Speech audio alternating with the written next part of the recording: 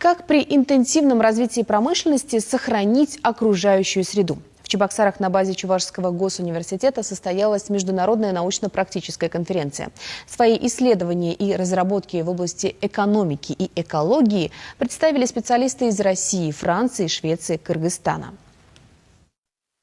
Чебоксары – город-полумиллионник, и проблема экологии становится все острее. К примеру, есть потребность в современных очистных сооружениях. В городе множество мелких речушек, которые впадают в Волгу вместе со всеми загрязняющими веществами. Городские власти ищут пути решения этой проблемы. Нужны уже очистные сооружения с применением новых технологий. И уже полная очистка производится. Поэтому мы разрабатываем проектную документацию. Кстати, на центральную часть города у нас уже поезда разработана, экспертизу проходит. И будем принимать участие в федеральных программах. Участники конференции обозначили самые актуальные проблемы городов, обсудили, как они решаются в разных странах мира и какой опыт можно перенять. Профессор экономики из Кыргызстана Кубатбек Рахимов предложил создать фонд поддержки зеленых инициатив. Как возможный тренд увидеть себя внутри зеленой экономики, когда вы не просто берете какие-то традиционные отрасли экономики и думаете, как минимизировать их вред, а подходите уже совсем по-другому, то есть из минусов в плюсы. То есть превращаете, например, те же самые отходы в источник сырья.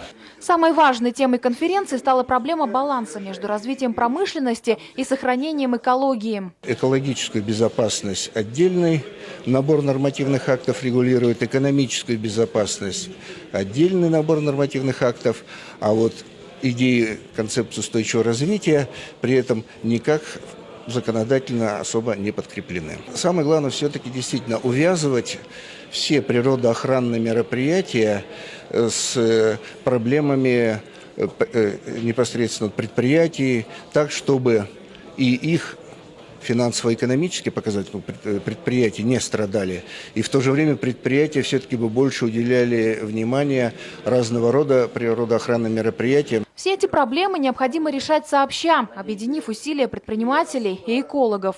Мы хотим, чтобы и практическая сфера защиты нашей природы, она получила какие-то предложения, рекомендации, которые применимы в работе органов природоохранительных, да и по большому счету экологического просвещения наших граждан. Участники конференции договорились о дальнейшем сотрудничестве в решении различных экологических проблем. Обмен опытом будет продолжен, как и научные исследования в этой сфере.